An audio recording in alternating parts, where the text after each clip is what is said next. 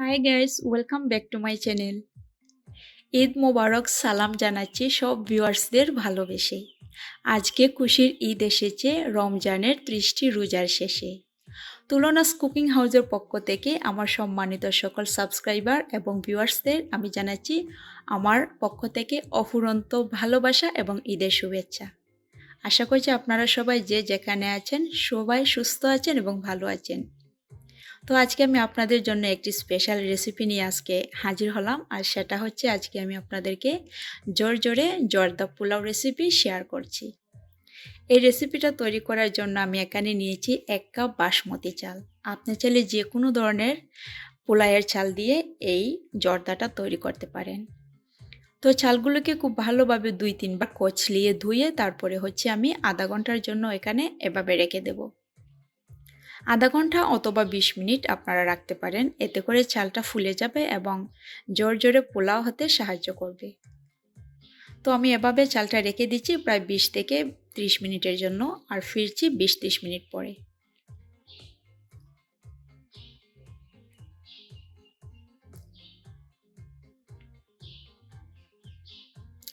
আমি এখানে প্রায় 4 কাপের মতো পানি নিয়েছি, আর পানিটা যখন এভাবে হালকা একটু ফুটে উঠবে তারপরে হচ্ছে আমি এই পানিটার সাথে অ্যাড করে দেব অল্প পরিমাণে কিছু অরেঞ্জ ফুড কালার। আপনি জর্দা কালার কিংবা রেড কালারটাও হালকা পরিমাণে দিতে পারেন। তো আমি অল্প কিছু কালার এখানে দিয়ে দিচ্ছি, আবারও পানিটাকে ভালোভাবে ফুটিয়ে নিচ্ছি।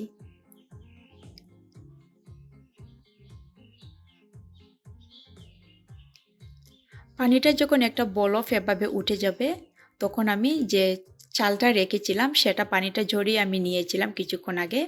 এখন আমি এই চালটা দিয়ে দিচ্ছি পানির সাথে।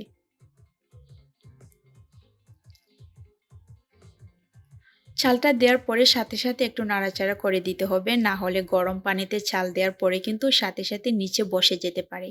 তো একটু নাড়াচাড়া করে দিলে চালটা খুব সুন্দরভাবে সিদ্ধ হতে সাহায্য করবে। এবং এ ফাঁকে আমি দিয়ে দিচ্ছি সামান্য কিছু তেল, আর এই তেলটা দেওয়ার ফলে যখন চালটা সিদ্ধ করব তখন পোলাওটা অনেকটা ঝরঝরে হবে। তো এবার হচ্ছে আমি অপেক্ষা করছি চালটা যখন কিছুক্ষণ ফুটে উঠবে তখন হচ্ছে আমি চালটা পানি নিয়ে নেব, আর এখানে আমি প্রায় 80%-এর মতো চালটা সিদ্ধ করে নেব। মাঝে মাঝে আমি একটু নাড়াচাড়া করে দিয়েছি, এখন আমি একটু চেক করে নিচ্ছি চালটা হয়েছে কিনা। আর একটু সময় লাগবে সিদ্ধ হতে, আর 3-4 মিনিটের মতন আমি এভাবে জাল করে নিচ্ছি। সর্বমোট আপনারা এখানে 6 থেকে 7 মিনিট চালটাকে সিদ্ধ করলেই কিন্তু হয়ে যাবে।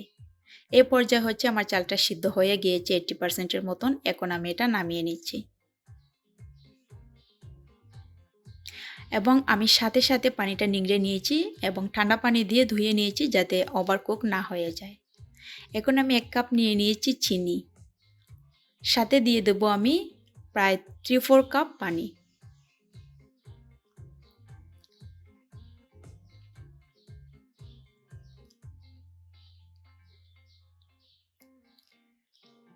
পানিটা দেওয়ার পরে এখানে আমি কিছু গরম মশলা দিয়ে দিচ্ছি।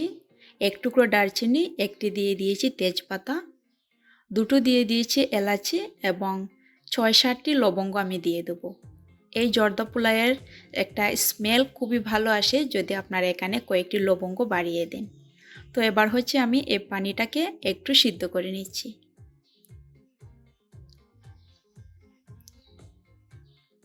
যখনই চিনিটা এভাবে মেল্ট হতে থাকবে এই ফাঁকে আমি দিয়ে দিচ্ছি প্রায় এখানে আধা কাপের মতন আমি ঘি দিয়ে দিয়েছি। তবে আপনি ঘি কিংবা তেল অথবা বাটার যে কোনো 3টা থেকে একটা দিয়ে দিলেই হবে। তবে চেষ্টা করবেন এই জর্দাটা তৈরি করার ক্ষেত্রে ঘি ব্যবহার করার জন্য, এতে করে জর্দাটা খুব বেশি টেস্টি হয় খেতে এবং একটা ভালো গন্ধ আসে। এখানে 2-3 ফুটার মতন আমি অরেঞ্জ কালার দিয়ে দিয়েছি, যেহেতু আমি ওই চালটা দিয়ে সিদ্ধ করেছি সেখান থেকে পানিটা নিংড়ে নিয়েছি, এতে করে কিন্তু কালারটা চলে যাবে। তো সামান্য কিছু কালার দিয়ে দিলে এতে করে পোলাওয়ের যে কালারটা সেটা একটু সুন্দর হবে। যখন এটা ভালোভাবে ফুটে যাবে তখন হচ্ছে আমি যে চালটা পানি নিংড়ে রেখেছি সেটা দিয়ে দেব। আমি চালটা দিয়ে দিচ্ছি।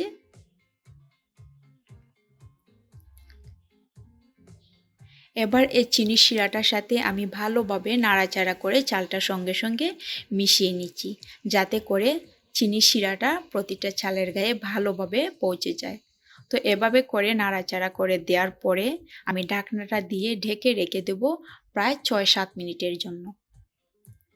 তো এখানে একটা ছিদ্র দেখতে পাচ্ছেন, এটা আমি একটা লবঙ্গ দিয়ে ভর্তি করে দিচ্ছি, এতে করে গরম বাতাসটা বের হবে না।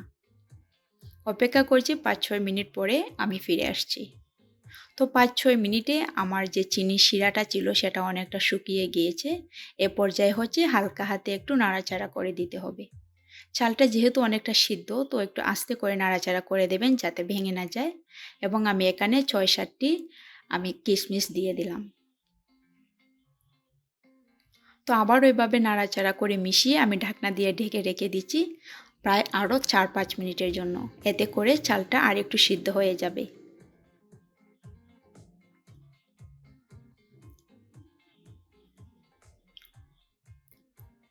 ফিরে এলাম আমি আবারও ৪-৫ মিনিট পরে। এখন আমি দেখাচ্ছি এর ধরনটা কেমন হয়েছে। তো মোটামুটি আমার পানিটা অলমোস্ট শুকিয়ে গিয়েছে। আমি একটু নাড়াচাড়া করে আবারও মিশিয়ে দিচ্ছি। আর তারপরে হচ্ছে আমি ঢাকনা দিয়ে ঢেকে প্রায় ১০ মিনিটের জন্য এভাবেই দমে রেখে দেব। এতে করে পুরোপুরিভাবে আমার পোলাওটা সিদ্ধ হয়ে যাবে এবং ঝরঝরে একটা টেক্সচার চলে আসবে।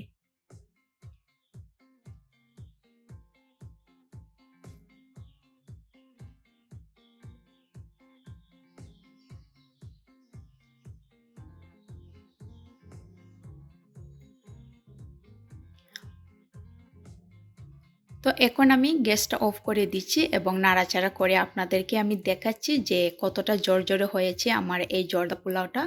আপনারা আশা করছি দেখতে পাচ্ছেন। এখন এভাবে নাড়াচাড়া করে সব কিছু আমি ভালোভাবে মিশিয়ে নিচ্ছি।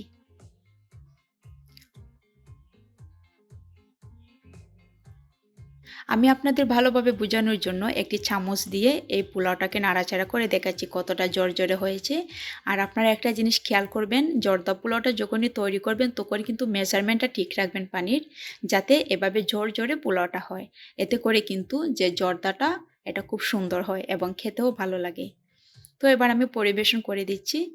আমি একটি বাটিতে নিয়ে নিচ্ছি।